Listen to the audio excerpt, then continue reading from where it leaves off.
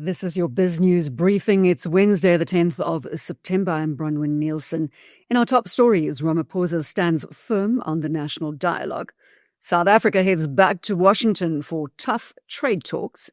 Tensions soar in the Middle East as Israel targets Hamas leaders in Qatar. International analysis on the Anglo American Teck merger. Apple drops the iPhone 17 lineup.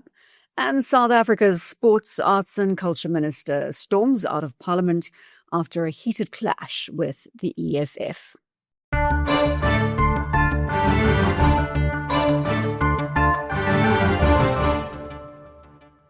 First up, the national dialogue has been in the spotlight for all the wrong reasons lately.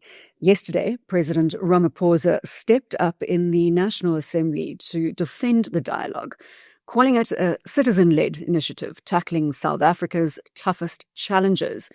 He was responding to DA Chief Whip George Michalakis, who questioned the dialogue's effectiveness and also the purpose. You might remember the DA pulled out of the dialogue back in August, slamming it as an ANC-driven project with no real substance. Ramaphosa, though, says the recent national convention was actually a big win, with delegates now setting up a steering committee to keep the conversations going. South Africa is responding to the imposition of these tariffs by the United States by intensifying its own engagement with the U.S. administration. We are working to stabilize diplomatic relations, and we are introducing a range of measures to make South African companies more resilient. We do believe that this is the best course we should take, and in a way it is double-pronged. We negotiate with the United States, but at the same time, we encourage our companies to use this as an opportunity to start seeking out other markets. And to enhance this, we are involved in various visits to other countries, trade missions, if you like. The President, the Deputy President, and ministers are scouring the world, going from place to place, country to country, seeking to open channels and markets for our South African products. Some areas we have not really fully exploited in the past, but we have now started doing so. A case in point, for instance, is Latin America. We have not, beyond just Brazil, gone full force into Latin America, and they are interested in dealing with us. Asia is also a huge market that is waiting. So is the Middle East. So this gives us a great opportunity to open up new markets, an opportunity that we are exploiting. Sticking with Parliament, Ramaphosa also addressed those painful US tariffs. He confirmed that South Africa has once again sent officials to the US for trade talks, hoping to reverse the 30% tariffs slapped on our exports last month. It's the latest round in a long-running effort to get a better deal with the Trump administration. Crafting the solutions sometimes is seen as privy for the leadership. And that is why when I addressed the national dialogue, I asked the people of South Africa a number of questions that they should also participate in answering. And a wave of criticism has come my way when I sought to elicit real participation so that as South Africans, we must ask ourselves those very important questions. And we must, yes, as ordinary South Africans must ask, why does the tap not have water? They must ask us as their public representatives because the taps don't have water in many places. And they must, they must then say, you know, Order, honorable members. The taps don't have water because there is either corruption, there are water tanks, and we see it in our own communities, and be able to point out exactly what is happening on the ground themselves. Now, that is the opportunity that South Africans are going to be having or given to address these issues. Turning to international news, Israel has carried out a dramatic strike against senior Hamas leaders in Doha, Qatar, an unprecedented move that's ramped up tensions with Arab nations over the ongoing war in Gaza. Over in Washington, President Trump said he was very unhappy about every aspect of the situation, while also repeating calls for the return of hostages. Israeli strike earlier today. Well, I'm not thrilled. I'm not thrilled about it. I don't have to do that. I'm not thrilled about the whole situation. It's not a good situation. But I will say this: we want the hostages back, but we are not thrilled about the way that went down today. Did he tell you in advance, Mr. President? Did Israel tell you in advance? So you were caught by surprise. I'm never surprised by anything, especially when it comes to the Middle East. How did you learn about this? I'll be giving a full statement tomorrow, but I would tell you this: I was very unhappy about it, very unhappy about every aspect, and we got to get the hostages back. But I was very unhappy about the way that went down.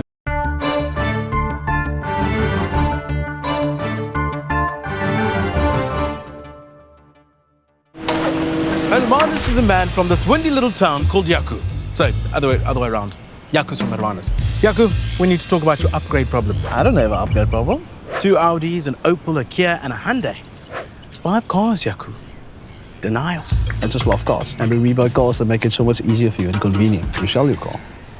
You want to try it? Okay, just once. Turn off the cameras. I see how this is addictive. Take 2 of those. We Buy Cars, the easiest way to sell your car by far.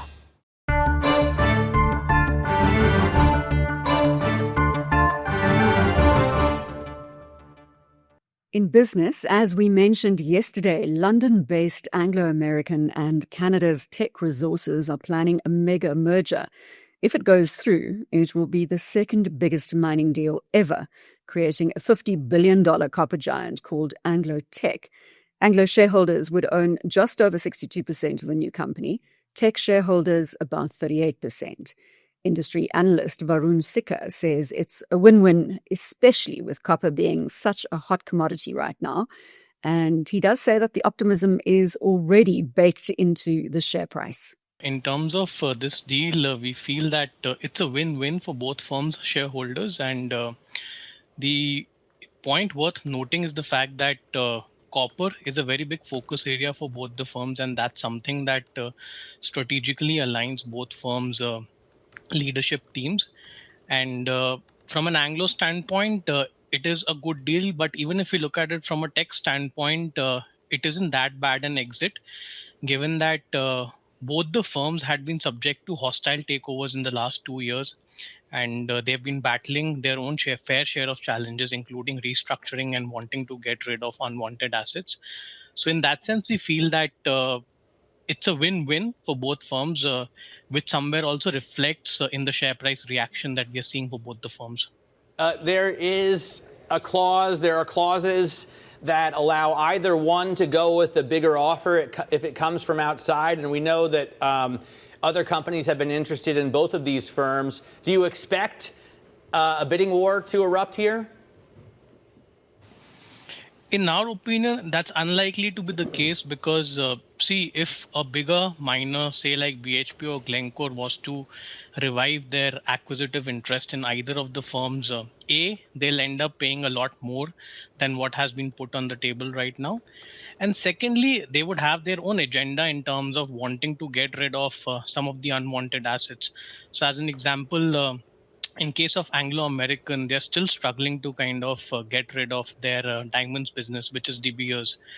And the fact that Peabody pulled out of its recent decision to buy Anglo's met coal assets, that's also a setback for them. And if we kind of come back and see Teck Resources, just about a few days ago, the firm acknowledged that it's kind of pausing its growth ambitions, primarily because it wants to kind of address bottlenecks at one of its flagship mine in Chile. So in that sense, both firms have their fair share of challenges, which, if they come together, can perhaps be better addressed vis-a-vis them being acquired by any other mining biggie. Varun, on that De Beers stake, If I can ask you about that, isn't this literally the worst time to be selling a diamonds business, with the value of diamonds plummeting, with lab-grown diamonds coming up in popularity? They want to get rid of this asset. What could they even get for the thing? Well, the thing is that, as you rightly said, the lab-grown diamond is a very big phenomena that is disrupting the conventional diamond industry, and which is why Anglo American wants to get rid of it, even if it has to be at a fraction of what it is actually worth. Because see, if they were to kind of try and address issues in De Beers, that in a way eats up the strategic bandwidth of the management, which can perhaps be utilized better to build their copper business, which is a far more stronger business in terms of margins and in terms of volume uptake. On the tech front, Apple has just unveiled its brand new iPhone 17 lineup, including the sleek new Air design. They've also dropped new smartwatches and updated AirPods. Bloomberg's Apple guru, Mark Gurman, has all the key takeaways. So let's hear what he has to say. It was a very cohesive keynote. I think they did a really good job from a marketing perspective, trying to get people interested in this new iPhone Air. You know, the iPhone Air has a series of drawbacks that make it pretty impractical for the modern smartphone user. One back camera, mediocre battery life, no speakers on the bottom. It's just that one speaker in the earpiece. So this is not a phone that people should be going out and buying to replace their high-end iPhones, their high-end Samsung phones, you name it. But they pitched it as the future. They pitched it as something super cool to have. And so they're not really positioning this much differently than the MacBook Air originally 20 years ago. And I think it's going to drum up some sales, but really from a practical standpoint, I think the pros are where it's at this year. For me personally, I think the new iPhone 17 Pro Max is really hot. 6 hours of battery life boost. The iPhone 16 Pro and the 15 Pro before it, they have this titanium frame that dissipates heat terribly. It can overheat in your hand. They finally fixed that with this new 17 Pro model. I love the new orange color. The deep blue looks cool. So I think these new Pro phones are going to do extraordinarily well in the holiday season. iPhone 17 comes in at $800, no price hike.